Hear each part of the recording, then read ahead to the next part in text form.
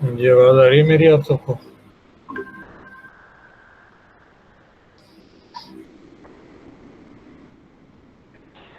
Yes, sir.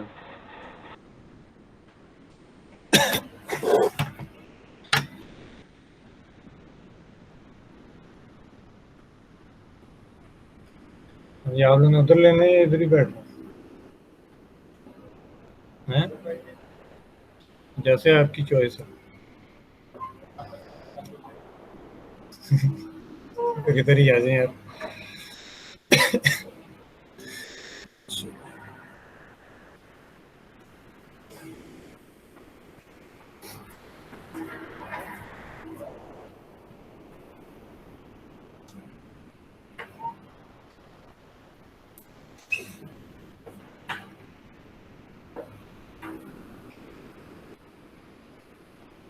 आप लोगों ने ज्वाइन करके थोड़ी रौनक डाल दी है क्लास में। बाकी तो नहीं है। चले, आज की जो लैब है काफ़ी अरसे से हम इसका इंतज़ार कर रहे थे। पता नहीं आप लोगों को था कि नहीं था, लेकिन मुझे तो था। मेन ऑब्जेक्टिव जो लैब का था ओवरऑल, वो यही था कि आप लोगों को RTOS के ऊपर काम करवाया जाए। ऑल्दो इसके ऊपर लैब्स तो काफ़ी कम हो रही हैं, लेकिन इन फ्यूचर इसको हम इंक्रीज़ करेंगे, क्योंकि फ़र्स्ट टाइम थी ये लैब्स STM32 पे और फिर RTOS पे। इसलिए फर्स्ट टाइम जब भी कोई चीज़ होती है तो वो थोड़ी सी एक्सपेरिमेंटल होती है। अच्छा, तो आज हम पहली लैब करेंगे। अच्छा, प्रीवियस दो हमने लैब्स की थी, लास्ट टू लैब्स, उसके अंदर हमने STM32 का, क्योंकि पूरा माइक्रो कंट्रोलर तो नहीं हम सीख सकते थे, इसलिए मैंने आपको ओवरव्यू दे दिया था कि अगर आपने सिंपल GPIO प्रोग्रामिंग करनी है और सीरियल मॉनिटर को अगर यूज़ करना है, मे बी इन फ्यूचर कोई आपने सेंसर इंटरफेस करना हो, तो क्या अप्रोच यूज़ की जा सकती है इंटरफेसिंग के लिए। तो मे बी इन फ्यूचर वो लैब जो सी हैं थोड़ी और इंक्लूड कर लें, शायद आर्डिनो की लैब्स हम ख़त्म कर दें और इसी पर सारी लैब्स आ जाएं। तो चलो स्टार्ट करते हैं। अच्छा, यहाँ पे कुछ चीज़ें मैंने लिखी हुई हैं। To demonstrate the basics of RTOS, free RTOS and CMSIS API by scheduling tasks using STM32 NIPU। तो इसका मैं ऑब्जेक्टिव आपको बता देता हूँ क्लियरली। नंबर वन, हम देखेंगे कि ऑपरेटिंग सिस्टम क्या चीज़ है, ब्रीफली, ज़्यादा डिटेल्स में तो नहीं जाएंगे। फिर RTOS क्या चीज़ है, और then finally super loop approach क्या चीज़ है। और क्योंकि हमारा फोकस जो सा है वो RTOS पे होना है, तो फिर हम RTOS को एक्सप्लोर करेंगे, और फ्री RTOS क्या चीज़ है, और फिर CMSIS API क्या चीज़ है, फिर इनको भी हम एक्सप्लोर करेंगे। और फाइनली जब हमें इन चीज़ों की समझ लग जाएगी तो फिर हम टास्क को स्केड्यूल करेंगे, थ्रेडिंग सीखेंगे, और प्रायोरिटी टास्क की कैसे सेट करते हैं, प्रायोरिटी होती है क्या है, वो भी हम इसके अंदर देखेंगे। तो ये कुछ चीज़ें हैं इसमें। तो सबसे पहले जो क्वेश्चन है, आज आपका क्विज भी हुआ इससे रिलेटेड, कि what is an operating system. तो ऑपरेटिंग सिस्टम जो है, जो नॉर्मली ऑपरेटिंग सिस्टम हमने अभी तक यूज़ किए हुए हैं और पहले दिन से स्टार्ट कर देते हैं घरों में, वो आपके मोबाइल फ़ोन्स होते हैं। जब आप थोड़े एडवांस यूज़र बन जाते हैं, लिनक्स पे आ जाते हैं, और iOS है, मैक OS है, विंडोज़ है। विंडोज़ बहुत कॉमनली हम यूज़ कर रहे होते हैं। तो ये जनरल पर्पस ऑपरेटिंग सिस्टम्स हैं, और इनका जो मेन फोकस होता है वो होता है यूज़र एक्सपीरियंस। कि अगर मैं इस लैपटॉप को चला रहा हूँ और इसमें विंडोज़ है, तो मुझे ये वर्ड जो सा है वो क्लियरली नज़र आ रहा हो चलता हुआ, ठीक है। या मैं कोई वीडियो अगर देख रहा हूँ, तो वो मे बी कई दफ़ा स्टॉप हो जाती है, बफरिंग शुरू हो जाती है। तो इस तरह की चीज़ें जो सी हैं, वो कोशिश होती है कि वो क्विकली चीज़ें हो रही हों, ताकि एक्सपीरियंस जो सा यूज़र का वो बहुत अच्छा हो। अगर आपने कोई मोबाइल लिया काफ़ी स्लो है, तो आप उसे पसंद नहीं करेंगे कि यार ये तो बड़ा स्लो है। गेम खेल रहा है कोई, तो गेम भी नहीं इंजॉय करेंगे। तो उसका जो मेन फोकस होता है वो यूज़र एक्सपीरियंस पे होता है। तो उसके अंदर अगर कोई टास्क जो सा है, उसकी अगर डेडलाइन मिस भी हो जाए, तो कई दफ़ा हम इतना बॉदर नहीं करते। अगर कोई वीडियो देख रहे हैं, थोड़ी सी बफरिंग हो जाए, तो उसे रोक लेते हैं कि चलो लोड हो जाए। तो इसको अगर हम देखें general operating system point of view से, तो जो जनरल ऑपरेटिंग सिस्टम होता है, ऑपरेटिंग सिस्टम के अंदर टास्क जो उनसे बेसिकली डिवाइड हुए हुए होते हैं। ठीक है, अगर मैं ये मूवी की ही बात करूं, तो अगर आप एक मूवी देख रहे हैं तो एक वो मूवी आपको डिस्प्ले हो रही होगी, और सेकेंडली उसका डाटा जो होता है वो डाउनलोड हो रहा होगा। तो ये दो जॉब्स हो सकती हैं, उसको ये ऑपरेटिंग सिस्टम नॉर्मली डिवाइड कर लेता है कि जॉब वन जो है वो सबसे पहले क्या करेगा, क्योंकि ये ऊपर इसकी हायर प्रायोरिटी है, ये सबसे पहले डाटा को डाउनलोड करेगा और फिर यूज़र को पैरेलल में दिखाएगा। ठीक है, तो जॉब वन जो सी है वो डाटा को डाउनलोड करना है इंटरनेट से, और सेकेंडली फिर आपको पैरेलल में शो करना है। तो इसमें ये इस तरह पैरेलल में अगर सिंपल वन को हो रहा है तो ये आपस में स्विच हो रहे होंगे। ठीक है, और ये इस तरह स्विचिंग हो रही होगी, और इतनी फास्ट स्विचिंग हो रही होगी कि हमें पता नहीं चलेगा कि ये टास्क जो उनसे हैं वो बेसिकली सीरीज में चल रहे हैं या कंकरेंटली चल रहे हैं।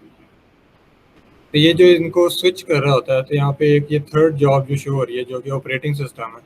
तो ऑपरेटिंग सिस्टम का मेन ऑब्जेक्टिव होता है कि उसने ओवर टाइम देखना होता है कि सिस्टम के अंदर कितनी जॉब्स हैं, ठीक है, टास्क कितने, थ्रेड्स कितनी हैं, और उनको किस तरह से स्केड्यूल करना है कि वो यूज़र एक्सपीरियंस के अंदर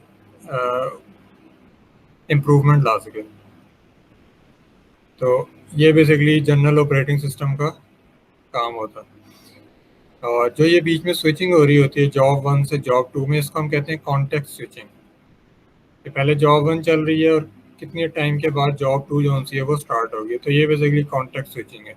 और ऑपरेटिंग सिस्टम का काम क्या है, इसने सारी सेटिंग्स अपने पास रखनी होती हैं कि किस रजिस्टर में क्या डाटा है, मेमोरी में क्या डाटा स्टोर्ड है, प्रोग्राम काउंटर में क्या वैल्यू है, ताकि जब वो स्विचिंग करे तो लेट से जॉब वन यहाँ तक, जॉब टू अभी चल रही है और बीच में जॉब वन का काम शुरू हो गया, तो जॉब टू का डाटा को सेव रखेगी जब तक जॉब वन का काम पूरा ना हो जाए, और फिर दोबारा इसको वहीं से लोड कर देगी। तो इसने दोनों को पैरेलल में लेके चलना होता है।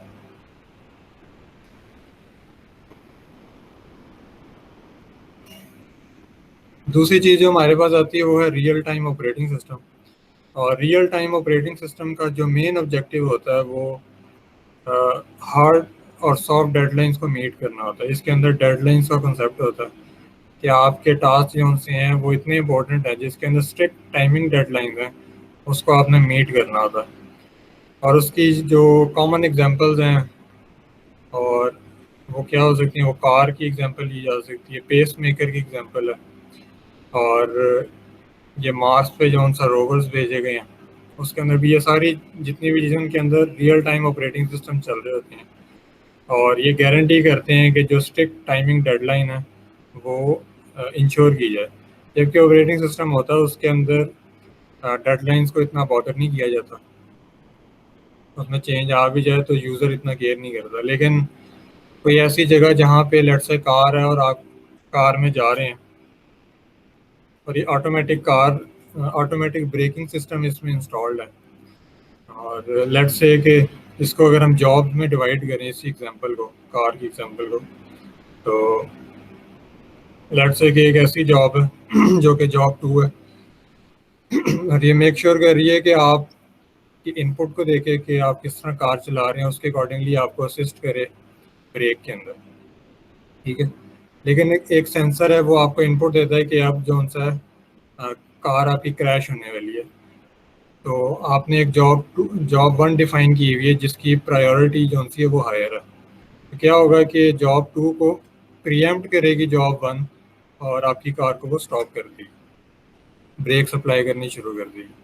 अगर यहाँ पे अगर आप सिंपल ऑपरेटिंग सिस्टम यूज़ करें, RTOS को ना यूज़ करें, या सिंपल माइक्रो कंट्रोलर की जो हम सुपर लो अप्रोच को यूज़ करते हैं, तो उसमें इशू क्या होगा कि ये फिर आपकी डेडलाइन मीट नहीं होगी। अब यहाँ पे जो इतनी इंपॉर्टेंट जॉब वन है जिसके अंदर human life are in danger, तो उसको बचाने के लिए फिर हायर प्रायोरिटी टास्क को वो पहले एग्जीक्यूट करेगा और फिर दोबारा से लोअर प्रायोरिटी टास्क को चलाने लग जाएगा। और इसको किस टास्क को कब चलाना है उसको मेक श्योर करता है आपका ऑपरेटिंग सिस्टम। और ऑपरेटिंग सिस्टम के अंदर बेसिकली स्केजुलर होता है जो टास्क को स्केड्यूल कर रहा होता है।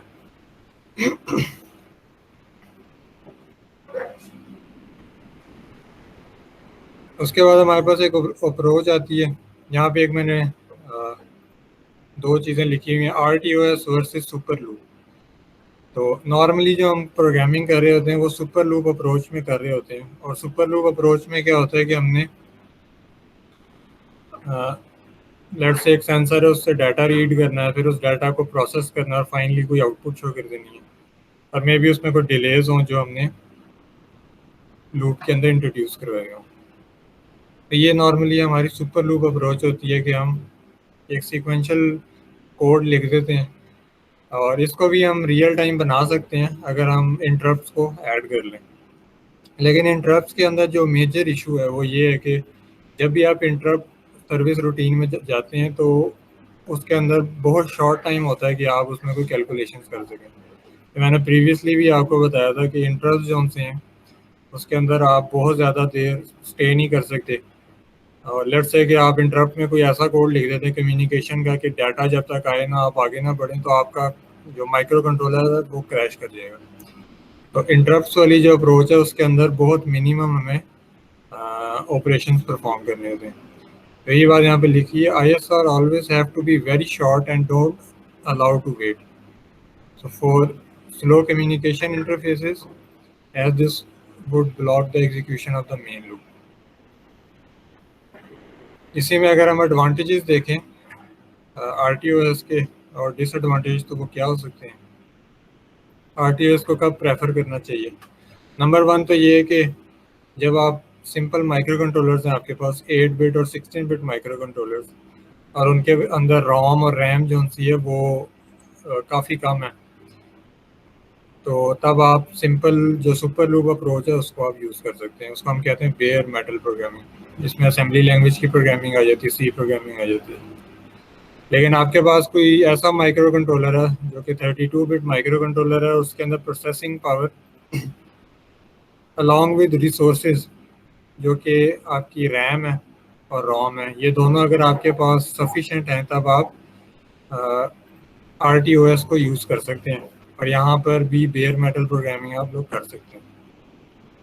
तो फाइनली कोई ऐसी एप्लीकेशन है जिसके अंदर यूज़र एक्सपीरियंस मैटर कर रहा है कि डिस्प्ले पे आपने चीज़ें दिखानी है, और वो ज़्यादा चीज़ मैटर कर रही है, ना कि कोई स्ट्रिक्ट डेडलाइन है आपके पास, तब आप जनरल पर्पस ऑपरेटिंग सिस्टम की तरफ जाते हैं।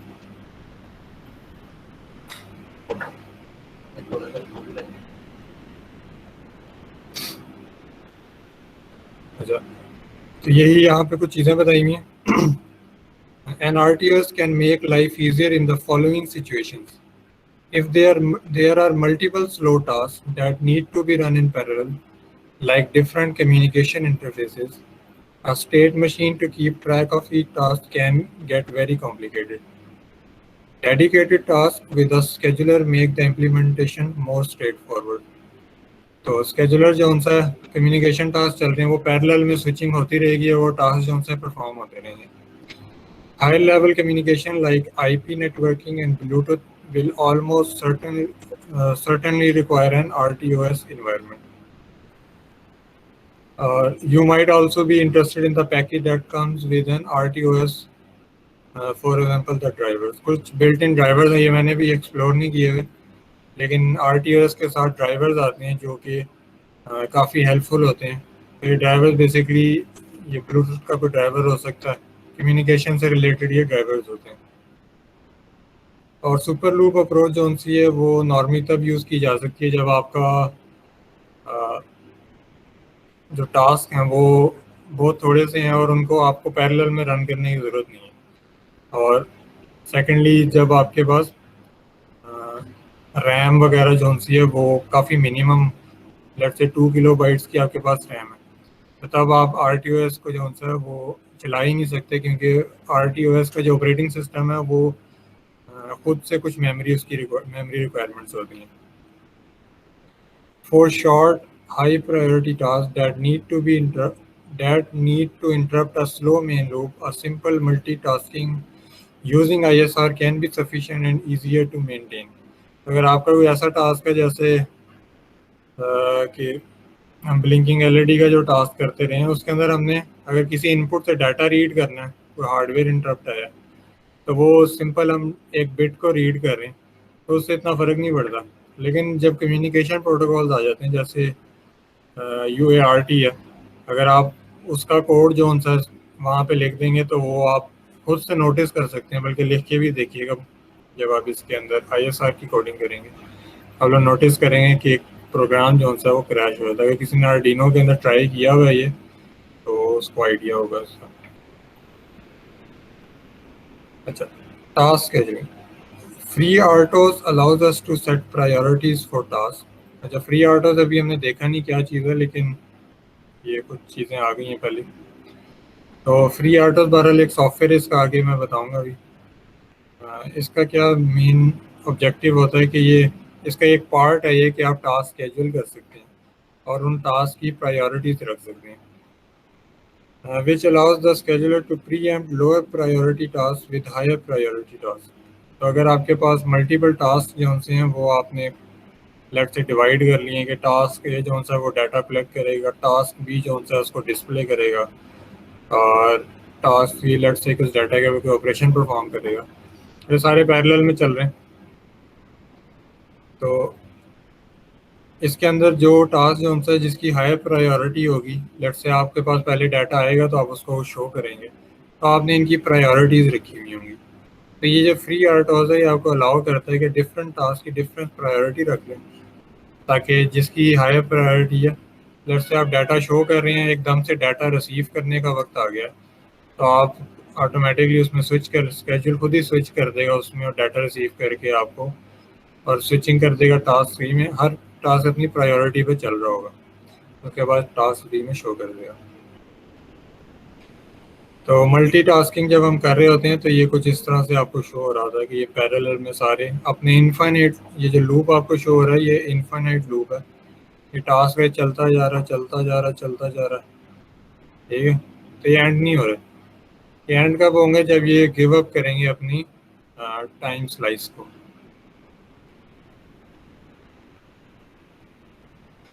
Each task appear to run concurrently in its own while loop, assuming we don't end a thread after a single execution। तो हम ये टास्क को खुद से एंड भी कर सकते हैं। अगर ये टास्क ये चल रहा है, ये एक थ्रेड है, तो अगर ये इसको हमने खुद से टर्मिनेट नहीं किया टास्क को, तो ये हमेशा चलता रहेगा, ठीक है, अपना काम कर। In microcontrollers we can also set up independent ISRs that can preempt any of the tasks to execute some code। आपको ये मैंने ऑलरेडी बता दिया कि ISR जो से हैं वो भी आप यूज़ कर सकते हैं इस तरह की अप्रोच बनाने के लिए, लेकिन उसके अंदर आप इन्फाइनाइटली ISR में जाके रह नहीं सकते, आपको वहाँ से क्विकली लीव करना होगा। अच्छा, तो एक्चुअली हो क्या रहा होता है अगर इसको हम यहाँ पे देखें, अगर आपके पास मल्टीपल टास्क हैं और उनकी डिफरेंट प्रायोरिटीज़ हैं, और यहाँ पे ये जो नंबरिंग हुई हुई है, 0 का मतलब ये लीस्ट प्रायोरिटी है और ये इसके अबव जितनी प्रायोरिटी है वो हायर है। अगर यहाँ पे देखें हार्डवेयर की जो प्रायोरिटी है वो हमेशा ज़्यादा होती है हार्डवेयर से जो इनपुट आती है, और ये जितनी भी ये प्रायोरिटी, ये सॉफ्टवेयर बेस्ड प्रायोरिटी जो ऑपरेटिंग सिस्टम के अंदर हमने डिफाइन की है कि इस टास्क की क्या प्रायोरिटी है। लेट से अगर कोई टास्क है आपने डिवाइड किया हुआ, तो क्या होगा, लेट से पहले टास्क ये स्केड्यूल है और ये चल रहा है ऑपरेटिंग सिस्टम, इसको ये जो थोड़ा सा इसने अपना टाइम लिया इसको स्केड्यूल करने में, ये इसने इसको स्केड्यूल किया, ये रन हो रहा है, फिर इसने इसे दोबारा स्केड्यूल किया, ये रन हो रहा है। मे बी टास्क ए ने थोड़ी देर के लिए डिले कॉल किया और ये स्केड्यूल जो सा आइडल है, अब ये आइडल है तो आप पावर सेविंग मोड में होते हैं। फिर टास्क ए ही चल रहा है, लेट्स से कि टास्क बी जो सा वो आपने काफ़ी डिले के बाद रखा हुआ है जैसे ही, और वो हाई प्रायोरिटी टास्क है, अभी टास्क ए चल रहा है, तो क्या होगा, टास्क ए को वो यहीं पे छोड़ देगा और टास्क बी में चला जाएगा और इसका डाटा जो सा ऑपरेटिंग सिस्टम उसे अपने पास स्टोर रखेगा। टास्क बी में जाएगा और लेट्स से टास्क बी और टास्क सी जो हैं उनकी प्रायोरिटी सेम है, तो वो इनको फिर एग्जीक्यूट करेगा। लेट्स से ये टास्क भी दोबारा चल रहा है और बीच में हार्डवेयर का इंटरप्ट आ गया, तो उतनी देर के लिए वो हार्डवेयर को, जो भी हार्डवेयर का टास्क है उसको परफॉर्म करेगा और वापस आके फिर टास्क बी को कंटिन्यू करेगा, और so on and so fourth. In free RTOS the default time slice is 1 millisecond. तो ये जो आपको ये टाइम स्लाइस शो हो रहा है कि 1 मिली सेकेंड के अंदर इसने टास्क ए को एग्जीक्यूट कर दिया, तो काफ़ी क्विक। तो इतना क्विकली जब ये एक टास्क आपका हो गया तो आपको पता भी नहीं चलेगा कि 1 मिली सेकेंड के डिले का कंटिन्यूसली चीज़ होती चली जा रही है, तो ये हमें पता भी नहीं चलता कि ये स्विचिंग हो रही है। A hardware timer is configured to create an interrupt every 1 milliseconds। ये जो इंटरप्ट आ रहा होता है ऑपरेटिंग सिस्टम का, ये बेसिकली एक हार्डवेयर टाइमर, हम इसको स्पेसिफाई कर देते हैं कि ये हार्डवेयर टाइमर है और इसका जो मेन ऑब्जेक्टिव है वो स्केजुलर को चलाना है, तो वो हर 1 मिली सेकेंड के बाद स्केजुलर को चलाता रहता है। ठीक है, तो यहाँ पे ऑपरेटिंग सिस्टम का ये शो किया हुआ है और ये हार्डवेयर टाइमर मेक श्योर कर रहा है और उसकी हाईएस्ट प्रायोरिटी होती है और वो ऑपरेटिंग सिस्टम को हेल्प आउट कर रहा है। The ISR for the timer runs the scheduler which chooses the task to run next. Tasks with higher priority are chosen over tasks with lower priority. This is known as preemption.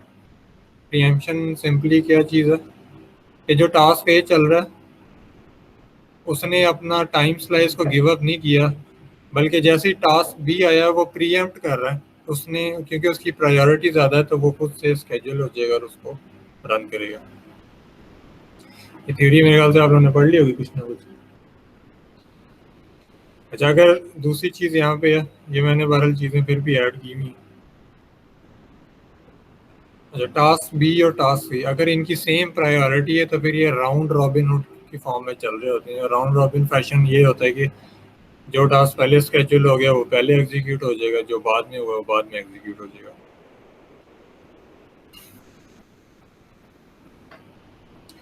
अच्छा, जब भी हम एक thread create करते हैं, thread कह रहा हूँ या टास्क कह रहा हूँ, ये बेसिकली थ्रेड ही मैं कहना चाह रहा हूँ। ठीक है, ये इंटरचेंजेबली यूज होते हैं इसके अंदर। तो टास्क जो सा ये नॉर्मली फ्री RTOs को अगर आप यूज़ कर रहे हैं तो उसके अंदर टास्क कहते हैं। अगर आप CMSIS API यूज़ कर रहे हैं उसमें उसको थ्रेड कहते हैं। लेट्स से आपने ये 3 टास्क इसमें क्रिएट किए हैं, तो जब भी इसके अंदर फ्लो साइकिल क्या होता है इसमें, बेसिकली जब आप टास्क क्रिएट करते हैं तो जब भी टास्क क्रिएट होता है वो रेडी स्टेट में होता है। और रेडी स्टेट का मतलब ये होता है कि स्केजुलर अब देखेगा इसको मैं स्केड्यूल कर देता हूँ। ठीक है, इसको स्केड्यूल कर देगा और वो रनिंग मोड में आ जाता है टास्क, उसके अंदर एग्जीक्यूशन होती है जो भी परफॉर्म करनी है, और जैसे उसकी एग्जीक्यूशन कंप्लीट हो जाती है और नेक्स्ट जो सा आपका टास्क है वो स्केड्यूल हुआ था, ठीक है, नेक्स्ट टास्क भी रेडी स्टेट में होता है, फिर वो भी रनिंग में आ जाता है। उसके बाद आप उसको ब्लॉकिंग मोड में लेके जा सकते हैं। ब्लॉकिंग मोड और सस्पेंशन मोड में क्या होता है कि लेट्स से कि आपका टास्क ये चल रहा है, साथ ही टास्क भी आ गया, तो ये ब्लॉकिंग मोड में चला जाएगा।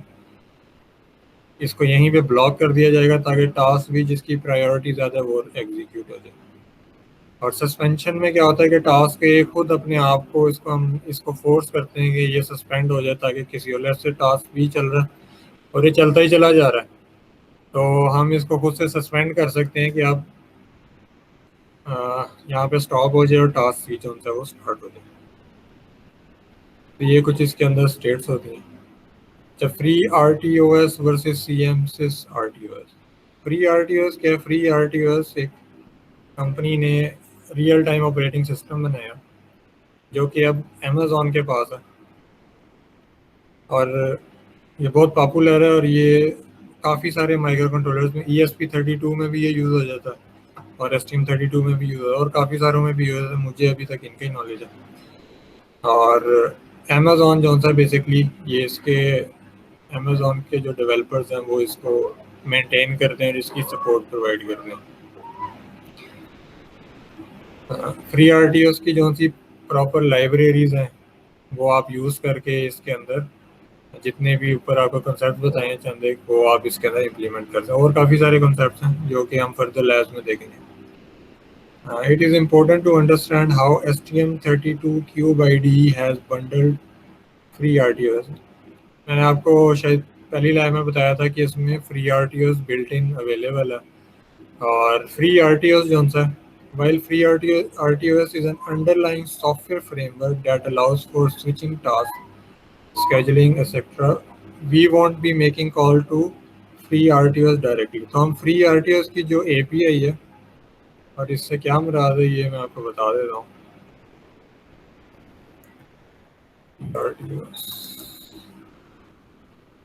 फ्री आरटीओएस को अगर मैं ओपन करूँ तो इसकी अपनी पूरी इंफॉर्मेशन यहाँ पे अवेलेबल है।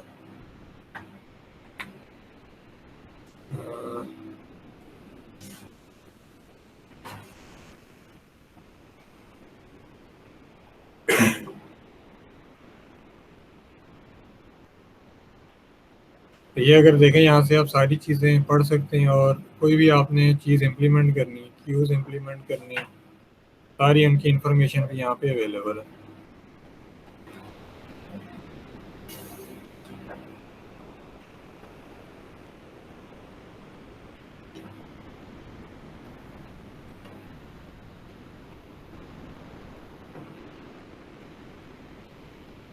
एक तो आप फ्री आरटीओएस की बिल्ट इन एपीआई को यूज़ कर सकते हैं। उसके मुझे यहाँ पे अगर फंक्शंस में निकालूं, ये फ्री बोलना क्या मतलब है सर? फ्री कोड से जो लिखा हुआ है कि हम फ्री आरटीएस को मतलब फ्री कोड नहीं कर सकते, मतलब स्केड्यूलिंग हम एक्सप्लिसिटली कोड नहीं कर सकते, बाय डिफॉल्ट तो फ्री होगा। स्केड्यूलिंग को हम टोटल अपनी मर्जी से करवा सकते हैं। कहाँ पे लिखा हुआ है?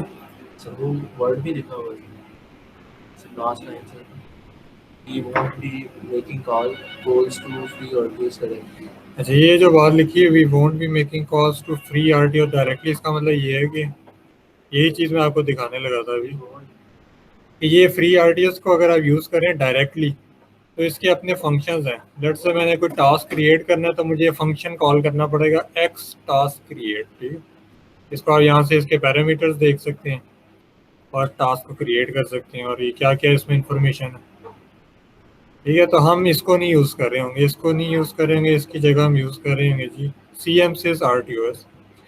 और वही बात मैं यहाँ पे आपको बताने लगा था कि ये RTOS जो है बेसिकली RTOS का कर्नल का क्या काम है, बैक एंड पे जो सा हमारे पास सॉफ्टवेयर चल रहा है वो फ्री RTOS चल रहा है, और हम जो उनसे कॉल कर रहे होंगे वो CMSIS API को कॉल करेंगे, ये CMSIS RTOS API, ठीक है। यहाँ से हमने कोड लिखा और वो CMSIS RTOS की API को कॉल करेंगे, और वो बैक एंड पे फ्री RTOS को ही कॉल कर रहा होगा। सर फ्री आरटीओस को यूज करना ज़्यादा बेनिफिशियल नहीं होगा? फंक्शन बना हुआ है, हम इसको बोल तो उसमें फंक्शन ही बना हुआ है, तो उसकी तरफ आ रहे हैं अभी हम। बेसिकली जो आपने यहाँ से RTOS के फंक्शंस को यूज़ करना, ये लिख के जो करना, इसके बजाय हम वो फंक्शन यूज़ करेंगे जो ARM वालों ने बनाए हुए, ताकि उनके माइक्रो कंट्रोलर किसी भी माइक्रो कंट्रोलर पे उनके चलाएं तो वो पोर्टेबल हो, ठीक है, आपको चेंजेस ना करनी पड़े। Free RTOS is over RTOS kernel, तो यहाँ पे आपका फ्री RTOS पड़ा हुआ है as depicted in the diagram. We will be making calls to CMSIS RTOS version 2 in order to control the underlying free RTOS।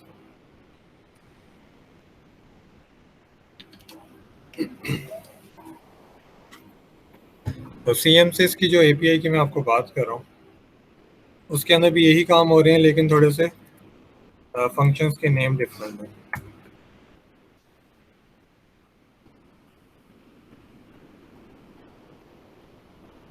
तो यहाँ पे आप देख सकते हैं इसके सारे फंक्शन जो हैं वो डिफाइंड हैं।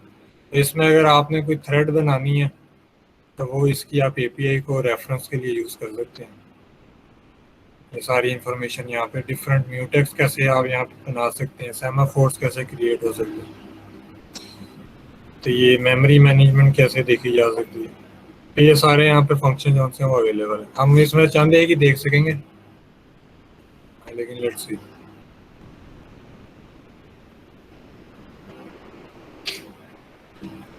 अच्छा, in this lab you will learn the basics of free RTOS available in STM32Cube, the graphical interface, जैसा हमने last time graphical interface use करके थोड़ी सी सेटिंग्स की थी, कॉन्फ़िगरेशंस की थी, उसी तरह हम कॉन्फ़िगरेशन करेंगे और आज हम 2 टास्क क्रिएट करेंगे जिसको हम थ्रेड्स भी कहेंगे, ठीक है। अगर अब हम RTOs की बात करें तो टास्क का मतलब यही है कि आपने कोई फंक्शनैलिटी, एक आपका प्रोजेक्ट है जिसको आपने डिफरेंट थ्रेड्स में डिवाइड कर दिया जो पैरेलल में आप चलाना चाह रहे हैं, और इसी तरह हम 2 टास्क क्रिएट करेंगे। From there we will write some simple code in those 2 different tasks to blink an LED. The catch is that they will try to blink the same LED. This should create some interesting effect on our STM32 Nucleo board. Finally, we will blink 2 different LEDs to see the concurrency and parallelism. ये getting started lab है, तो इसके अंदर blinking LED पर ही हम थोड़े से experiments करेंगे।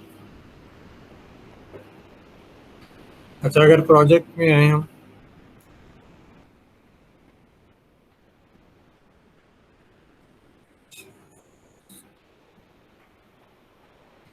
यहाँ पे वैसे ये सारी डिटेल्स बताई हुई हैं, ये मैं बोल बोल के तो नहीं बता रही, आप पढ़ लीजिएगा अगर आपका किसी का मिस हो जाए तो। मैं डायरेक्टली आपको इधर से एक्चुअल में इम्प्लीमेंट करके दिखा देता हूँ।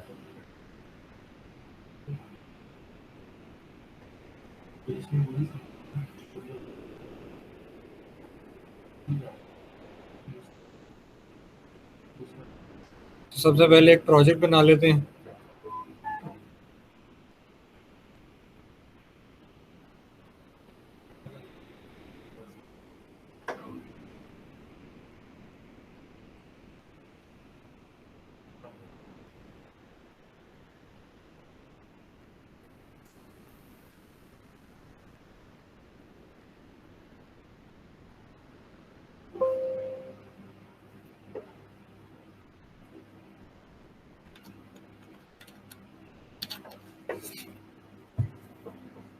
हमारा जो बोर्ड है वो ये है। अच्छा,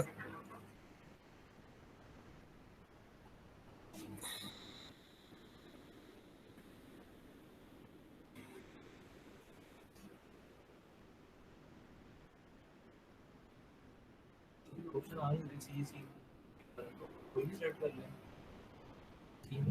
स्कीम नहीं करेंगे।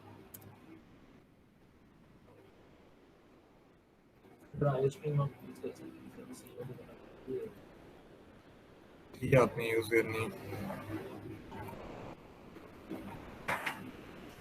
ये हमारे प्रोजेक्ट का नेम है।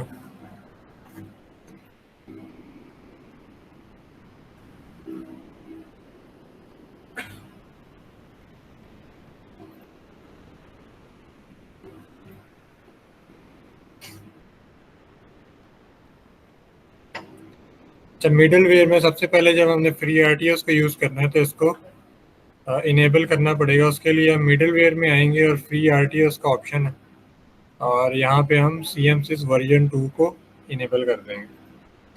वर्जन 1 भी यूज़ कर सकते हैं, उसमें फंक्शन कॉलिंग थोड़ी सी डिफरेंट होगी, लेकिन जो लेटेस्ट यूज़ हो रहा है वो CM6 वर्जन 2 है। और यहाँ पे काफ़ी सारी चीज़ें जो कि आप देख सकते हैं कि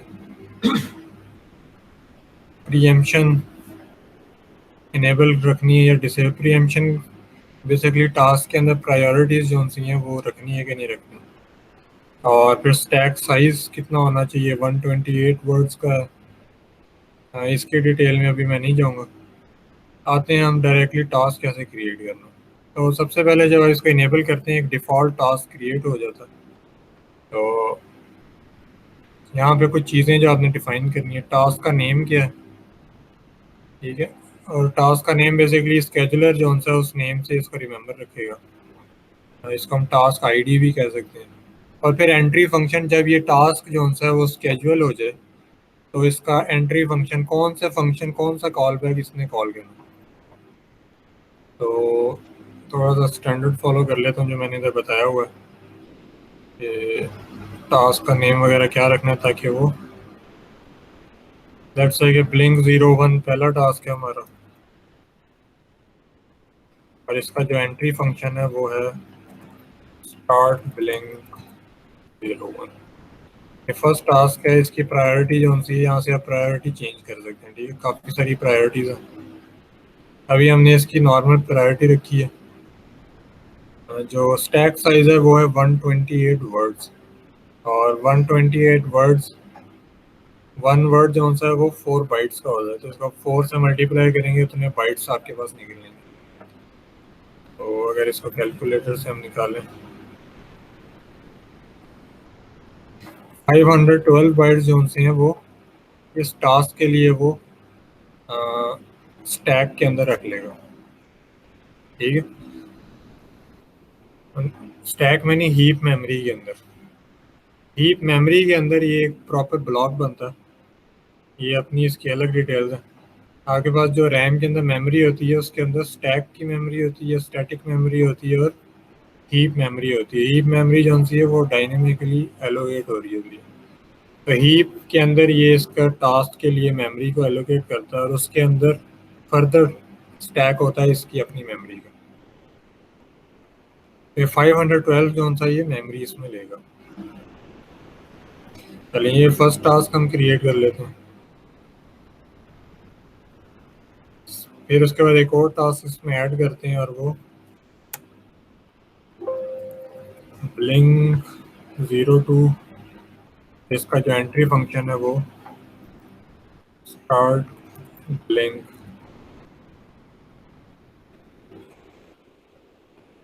ये दो टास्क हमने क्रिएट किए हैं और मैंने आपको कहा था कि अभी एक सिंपल एक एलईडी को ब्लिंक करेंगे, और बाय डिफ़ॉल्ट जो एलईडी हम यूज़ करते थे वो है PF5।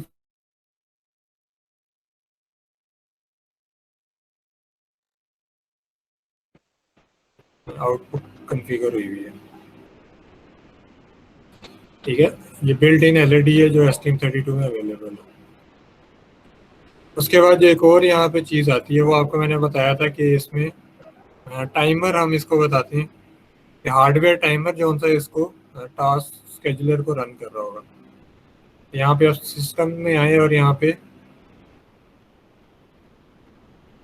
जो सिस्टम क्लॉक है वो सिस्टिक पे चल रही है। ठीक है, ये जो सिस्टिक है ये हमारे स्केजुलर को चाहिए होता है। तो यहाँ पे हम सिंपली इसको कोई और टाइमर स्पेसिफाई कर देंगे, लेट्स से टाइमर 4। तो वो टाइमर 4 को कॉन्फ़िगर कर लेगा STM32 की क्लॉक के लिए, और जो सिस्टिक है वो स्केजुलर की क्लॉक के लिए फिर यूज़ हो जाएगा। ये मैंने बस इसको यहाँ पे स्विच कर दिया। अब इसको सेव कर लेते हैं।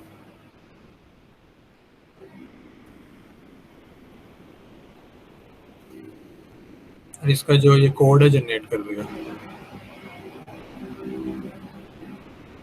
अब यहाँ पे आप देखें मेन हेडर के साथ इसने CMSIS का ऑपरेटिंग सिस्टम का भी हेडर इंक्लूड किया, और यहाँ पे जो न्यू चीज़ आ गई है वो मिडल वेयर्स आ चुका है।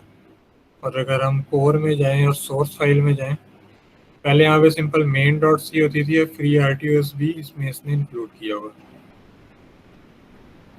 फिर यहाँ पे कुछ इसने डेफिनेशंस की हैं, और वो डेफिनेशन बेसिकली क्या है कि आपके टास्क का नेम क्या है, वो ब्लिंक 01 है, उसकी प्रायोरिटी क्या है और उसका स्टैक साइज क्या है। ये जो भी मैंने 128 मल्टीप्लाई 4 किया था ये उसी तरह इसने बाइट्स में इसको CMSIS जो सा है वो वर्ड के अंदर बात कर रहा होता है, जबकि प्री RTOS को बाइट्स में वैल्यू चाहिए होती है, तो इस वजह से ये इसने बाइट में कन्वर्ट कर दिया है। ये दो टास्क हमने क्रिएट किए हैं। देन ये कुछ फंक्शंस हैं जो कि डिफ़ॉल्ट कॉन्फ़िगरेशन करें, GPIO हमने यूज़ करने, क्लॉक की कॉन्फ़िगरेशन है, UART जो बाय डिफ़ॉल्ट इनेबल है। और ये जो टास्क दो हमने क्रिएट किए हैं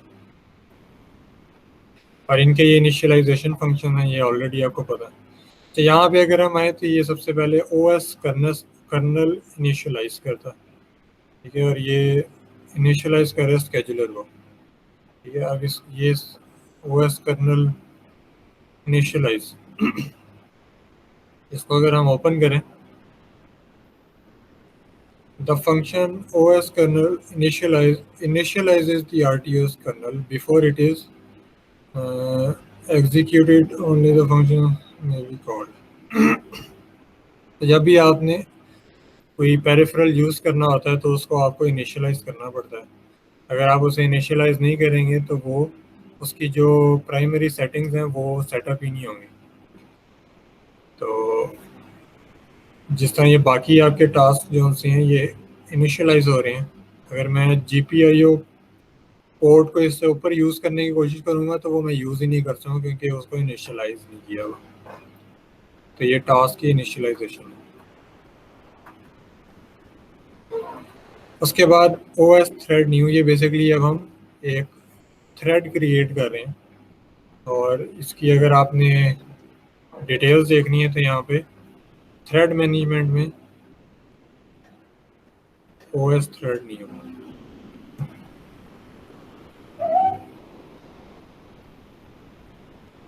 The OS thread new starts a thread function by adding it to the list of active threads and sets it to state ready.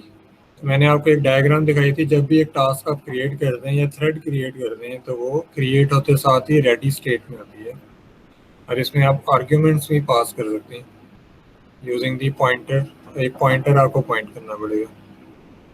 When the priority of the created thread function is higher than the current running thread, the created thread function starts instantly and becomes the new running thread. अगर कोई ऐसा task आ जाता है जिसकी priority उससे ज़्यादा है तो वो बेसिकली उसको वो फिर रनिंग स्टेट में ले आता है और उसको एग्जीक्यूट करता है पहले। तो ये दो टास्क हमने क्रिएट किए जिनके ये एंट्री फंक्शंस हैं और इसके अंदर अभी हम कोई पैरामीटर नहीं भेज रहे और इसके जो एट्रीब्यूट्स हैं वो ऊपर डिफाइन हुए हैं जो कि इसका नेम है, इसकी प्रायोरिटी और स्टैक साइज है। जो उसके बाद यहाँ पे आ जाता है OS कर्नल स्टार्ट, और OS कर्नल स्टार्ट क्या करता है, ये स्केजुलर को स्टार्ट कर देता है और आपके जितने भी आपने टास्क क्रिएट किए हैं वो टास्क जो से हैं वो स्केजुअल होना स्टार्ट हो जाते हैं। और ये एक इनफाइनाइट लूप, इससे आगे जो भी आपका कोड है इस मेन लूप में वो एग्जीक्यूट नहीं होगा। We should never get here as control is now taken by the scheduler. और ये जो नीचे इसके लूप लगा ये नहीं चलेगा, यहाँ पे आप कोई प्रिंटिंग भी करेंगे तो नहीं शो होगी। जो भी आपने टास्क परफॉर्म करने हैं वो इन एंट्री फंक्शंस में करने हैं जो कि नीचे डिफाइंड है।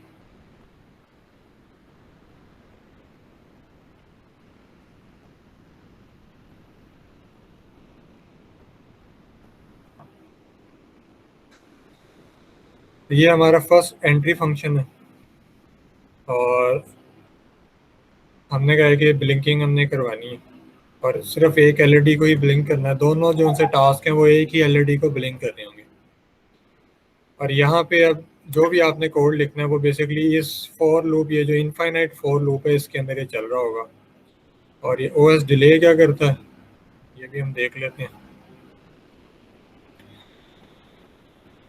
जेनेरिक वेट फंक्शन में हम आए और OS डिले को अगर देखें, the function OS delay waits for a time period specified in kernel ticks, or for a value of 1 the system waits until the next timer tick occurs.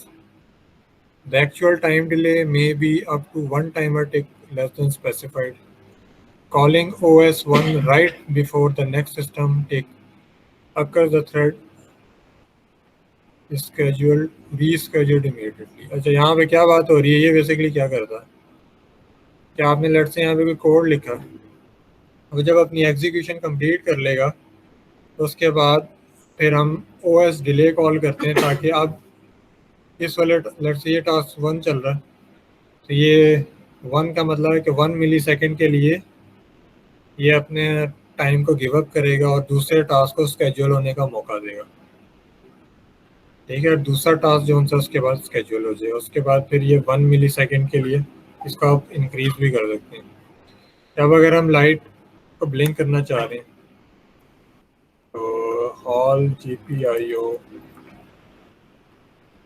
Toggle,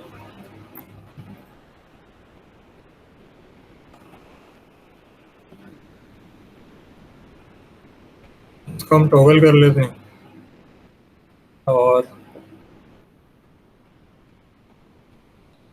delay जो होता है वो 500 millisecond का रख लेते हैं। और इसी तरह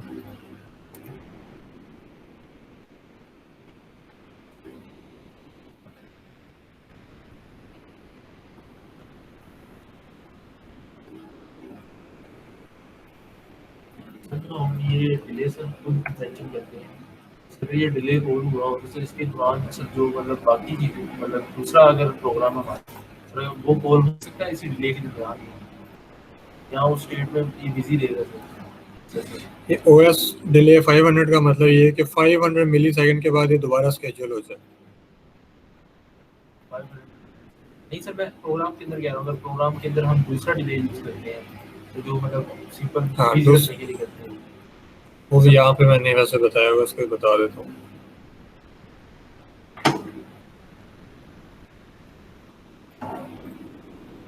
अच्छा, ये यहाँ पे जो पॉइंट आकिब ने कहा है कि नॉर्मल जो डिले है वो भी हम यूज़ कर सकते हैं, तो वो हम यूज़ कर सकते हैं, लेकिन उसका फ़ायदा नहीं है। वो सिंपल अगर आपने टेस्ट करना है उससे कि इतनी देर इस थ्रेड में रहा है, उसके लिए हम यूज़ कर सकते हैं। Note that instead of all delay, we need to use OS delay. All delay in a high priority task might hog the processor, prevent a context switch. ठीक है, तो ये आपको कॉन्टेक्ट स्विच नहीं करना, दूसरे टास्क की तरफ नहीं जाने देगा। हाँ जी, it also prevent the scheduler from idling. और अगर आपने डिले रखा हुआ है तो स्केड्यूलर जो है वो आइडल स्टेट में भी नहीं जाएगा। विच कुड ये आपके वाला जो कोड है ये हम किसी और कंप्यूटर में कॉपी करके डायरेक्ट उसको रन करें, उसकी सेटिंग वगैरह ना करें तो ऑटोमेटिकली सेटिंग हो जाती है। जो ये कोड है मेरे पास, इसको एज इट इज कॉपी करें, ये चल जाएगा। ये सर वो हमें सेटिंग वगैरह करनी पड़ेगी दोबारा से, जो हम निकल करते हैं टाइमर सेट करते हैं वो इस कोड में होगा। मेरे ख्याल से शायद नहीं करनी पड़ेगी, क्योंकि ये ऑलरेडी यहाँ पे हो जाएगी, क्योंकि मैंने ट्राई नहीं किया, इसलिए मैं कंफर्म आंसर तो नहीं आपको दे सकता। लेकिन जब आपने यहाँ पे सेटिंग्स डिफाइन कर दी हैं तो जाहिर बात है वो कॉन्फ़िगरेशन ऑलरेडी हो गई।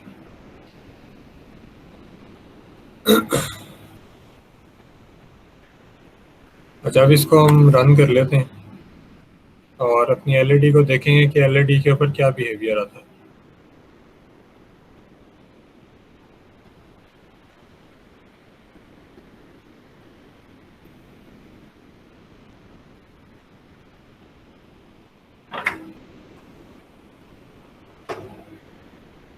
अच्छा, यहाँ पे डिले चेंज नहीं किया।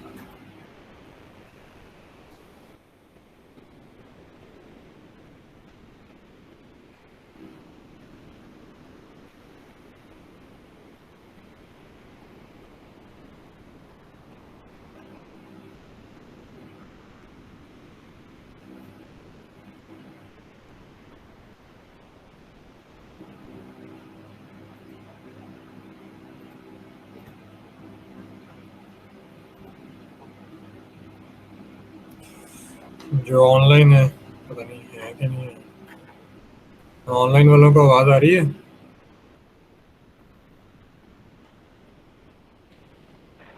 Yes sir.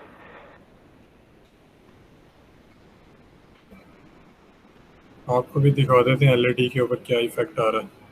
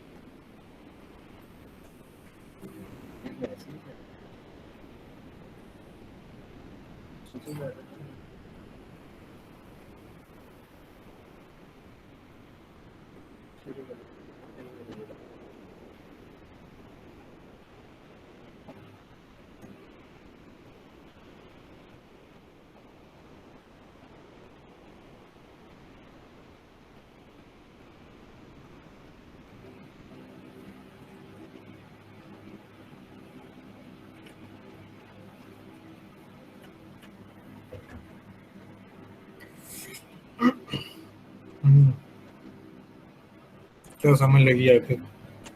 सर वो सर एक जो है वो ग्रीन एलईडी को चला रहा है सर, एक रेड एलईडी को चला रहा है। ऐसे ही समझ लीजिए और बंद कर दो जाती एलईडी में काफ़ी बात है काफ़ी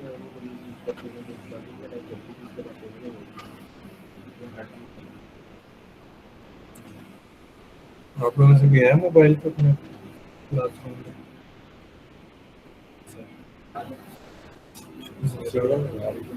अगर हो जाए तो ये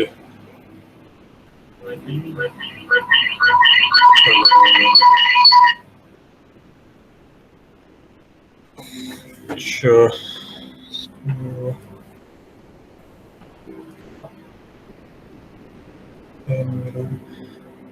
चलो अभी इसको यहाँ पे बोलो। अच्छा तो अब यहाँ पे अब हम इसको अगर रन करें तो डिबगिंग मोड अभी स्टार्ट नहीं किया हमने, तो जो इसकी ग्रीन एलईडी है उसका बिहेवियर अगर नोटिस करें तो ये आपकी एलईडी है।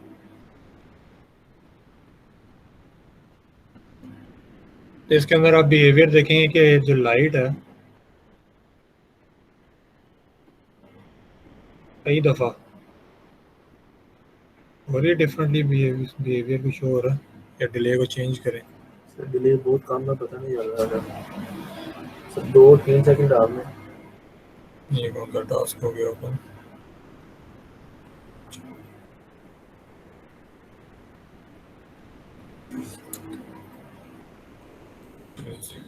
इसमें कर देते हैं।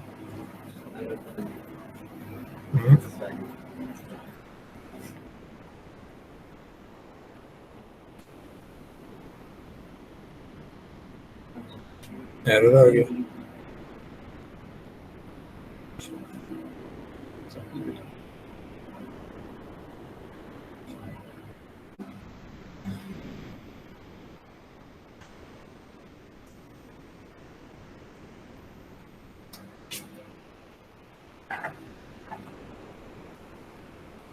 अच्छा तो ये अब स्टार्ट हो गया। इसमें मैं आपको जो शो करना चाह रहा हूँ वो ये है कि एलईडी का जो हमने डिले रखा हुआ है वो बेसिकली वन एलईडी जो सी है वो 500 मिली सेकेंड के लिए ऑफ होती है। जो टास्क हमने यहाँ पे स्केड्यूल किए हुए हैं अगर उसको हम देखें,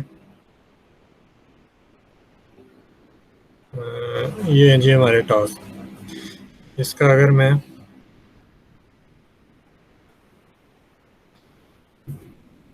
ये एरर कैसे गया लैपटॉप रिस्टार्ट,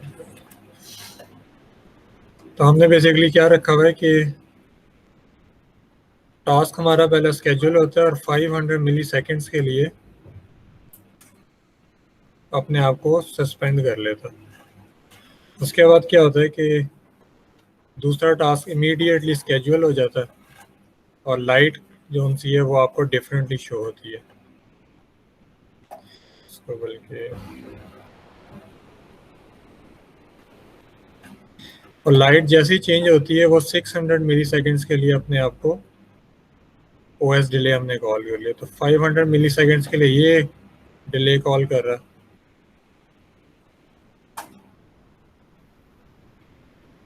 और 600 मिली सेकेंड्स के लिए ये।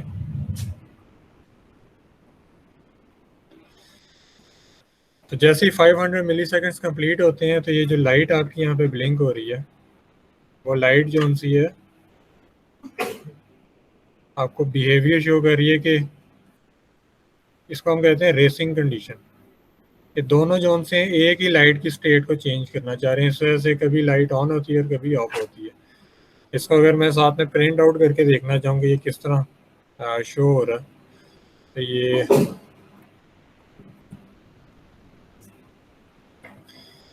ये भी आपको मैं शो कर देता हूँ।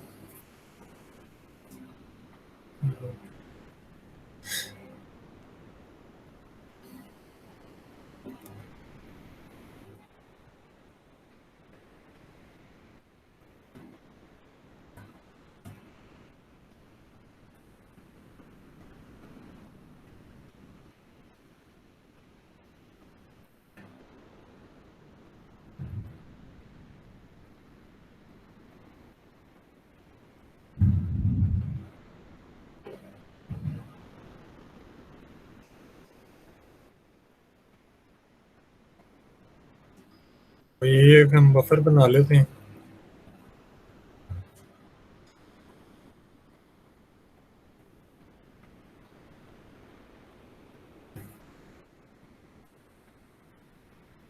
और इसमें एक स्ट्रिंग रख लेते हैं ताकि हमारे पास एक चेक आ जाए देखने के लिए।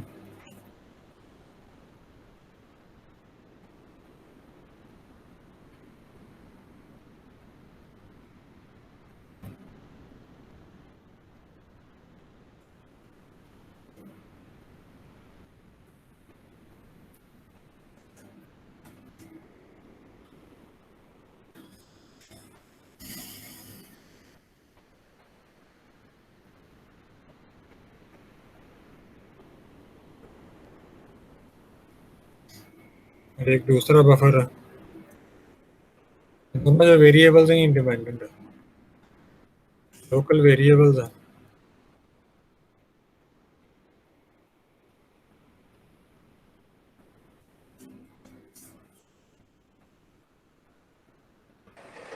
सर वो ऊपर आपने एस्पिरेंट लिखा हुआ है, वहाँ पे एस्पिरेंट है।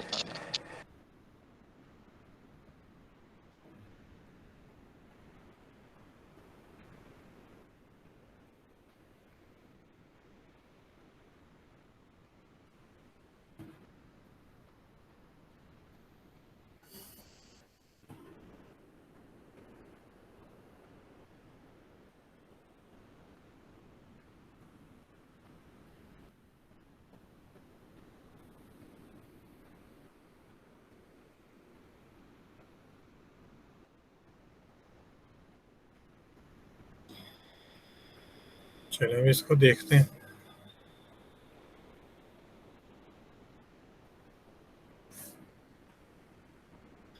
और दो फ्लैग इसमें मैं ऐड कर देता हूँ।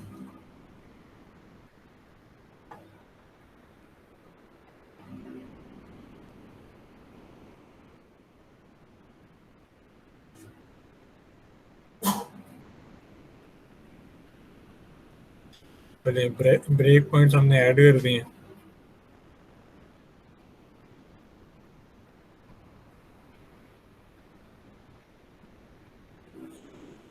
अच्छा,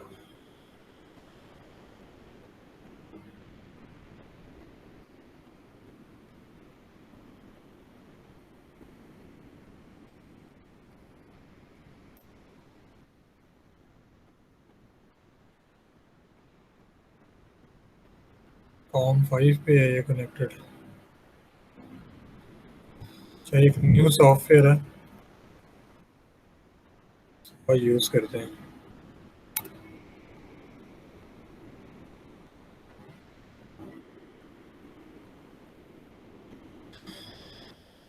और इन दोनों को पैरेलल में रख लेते हैं।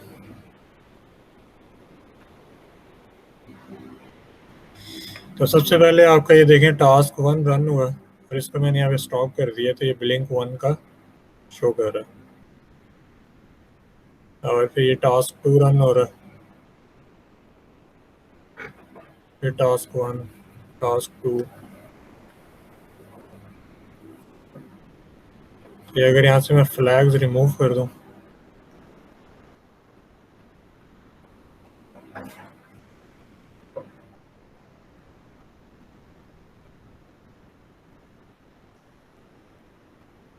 तो कई दफ़ा आप देखेंगे कि ब्लिंक 1 जो है वो 2 दफ़ा प्रिंट हो रहा है, क्योंकि इन दोनों के डिलेज में फ़र्क है और कई दफ़ा ये पहले स्केड्यूल हो जाता है और इस वजह से ये 2 टाइम आपको यहाँ पे शो हो रहा है। और ये जो एलईडी यहाँ पे ब्लिंक हो रही थी जो मोबाइल के थ्रू आपको दिखाई है, इसी वजह से इसका जो बिहेवियर है वो कई दफ़ा ये क्विकली ब्लिंक करती है, क्योंकि टास्क 1 जो है वो 2 दफ़ा स्केड्यूल हो जाता है और कई दफ़ा ये एक दफ़ा ही चल रही होती है। अच्छा, अगर अब मैं 2 एलईडीज़ को चेक करूँ कि वो पैरेलल में चलती हैं कि नहीं चलती हैं, तो ये भी बिहेवियर हम यहाँ पे अभी टेस्ट कर लेते हैं।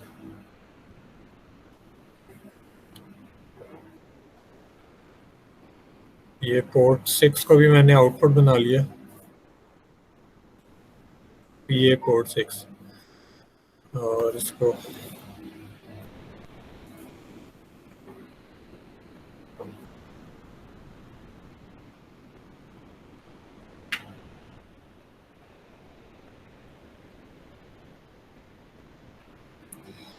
जो फर्स्ट हमारा टास्क है वो उसके लिए हम रख लेते हैं कि वो LED 1 को ब्लिंक करे, जो कि ऑलरेडी हो रहा है। और टास्क 2 में हम रख लेते हैं जो LED 2 को ब्लिंक करे। डिले सेम रख लेते हैं।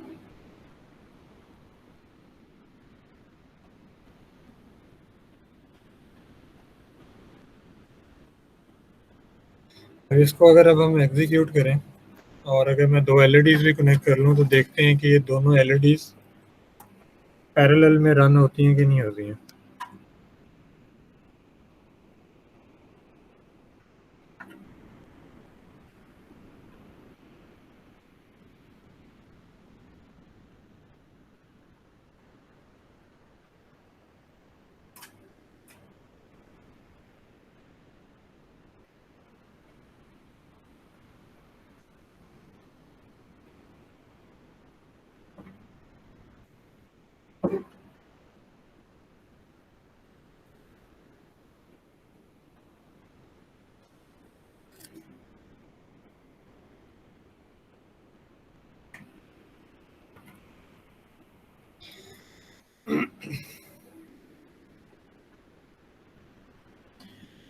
अगर ये आप यहाँ पे देखें तो दोनों टास्क जो उनसे हैं वो पैरेलल में रन हो रहे हैं।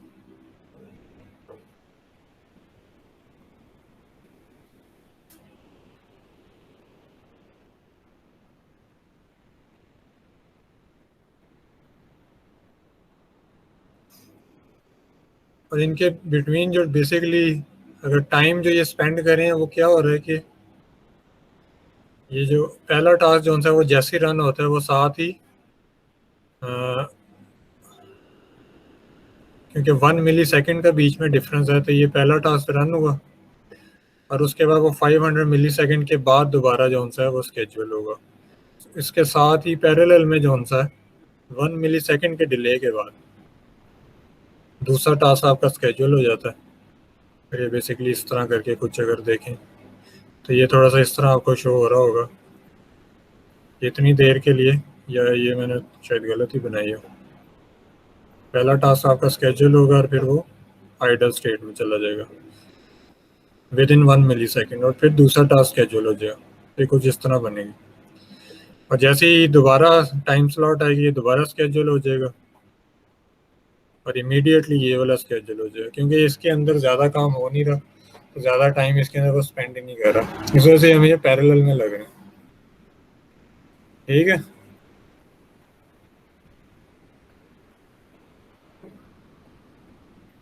Yes sir. इसीलिए ये जो ब्लिंक 01 और ब्लिंक 02 है ये एक साथ प्रिंट हो रहे हैं तकरीबन एक साथ। और हम इसमें अच्छा और क्या इसमें चीज़ें रह गई है,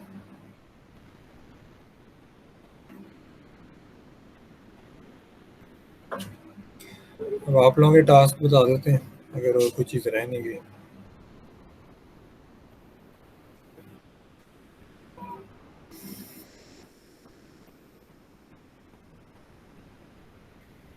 तो पिछली मैच में भी टास्क थोड़े कम करना।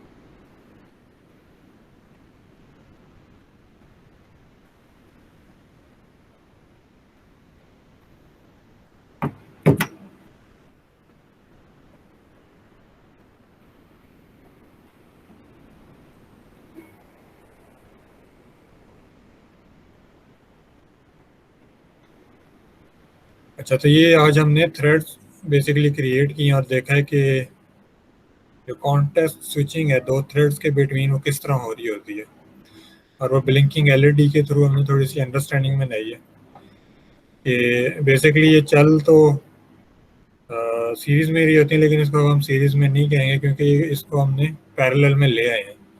ठीक है, टास्क स्केड्यूल होता है वो उसके अंदर उस टाइम स्लॉट के अंदर वो उसको इम्प्लीमेंट करता है और फिर क्योंकि अब इन दोनों की प्रायोरिटी सेम ही है तो यहाँ पे इतना डिफरेंस आपको शो नहीं हो रहा, तो वो अपने टाइम पे वो स्केड्यूल होते हैं राउंड रॉबिन फैशन के अंदर। और यहाँ पे पहला टास्क जो उनसे उसके अंदर सिंपल हम LED को टॉगल कर रहे हैं, जैसे ही वो टॉगल हो जाती है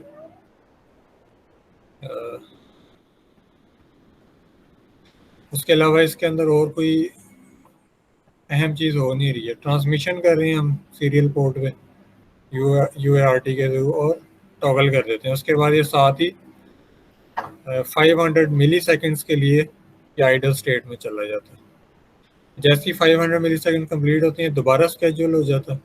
ठीक है, ऑपरेटिंग सिस्टम इसको खुद से स्केड्यूल कर देता है और ये स्केड्यूल होता है। जैसे ही इसका ये टास्क कंप्लीट होता है OS डिले कॉल होता है, ये दोबारा फिर आइडल स्टेट में चला जाता है। स्केड्यूलर फिर देखता है कि अच्छा अब कोई और टास्क है जो रेडी स्टेट में है, तो एक और टास्क हमारा रेडी होता है और वो उसको फिर स्केड्यूल कर देता है और उसके टास्क को परफॉर्म कर देता है। तो दूसरे टास्क के अंदर भी हम सिंपली वही चीज़ कर रहे हैं और फिर वो भी 500 मिली सेकेंड के बाद उसमें आइडल स्टेट में चले जाता है।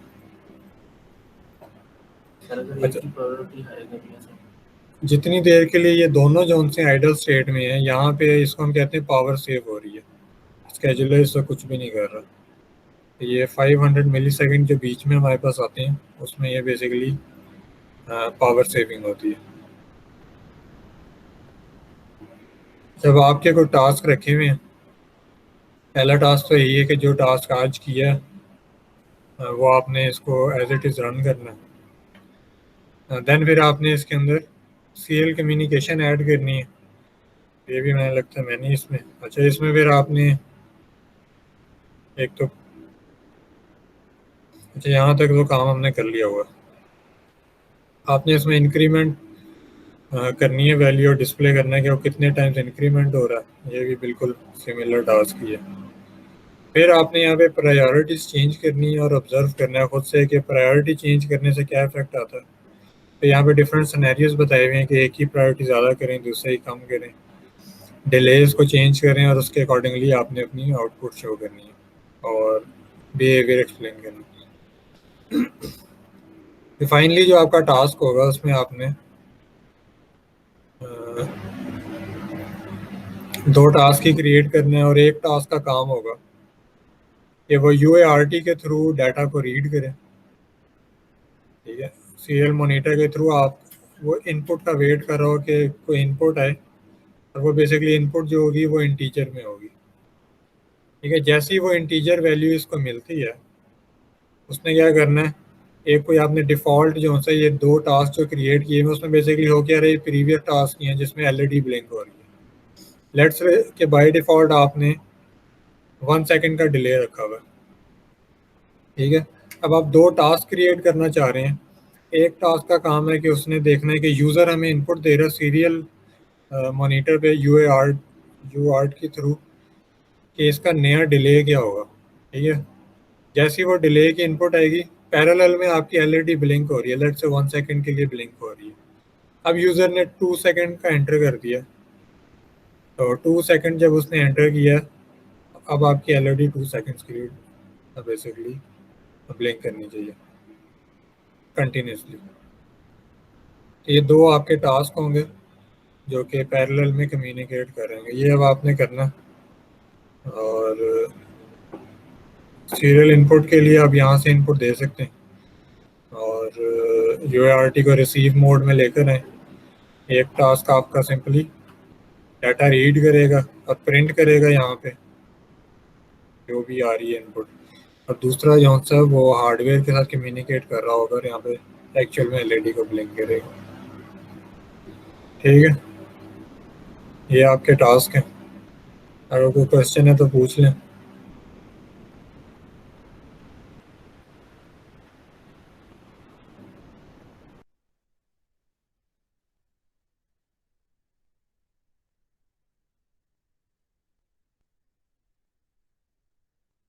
हाँ जी, है किसी का कोई क्वेश्चन?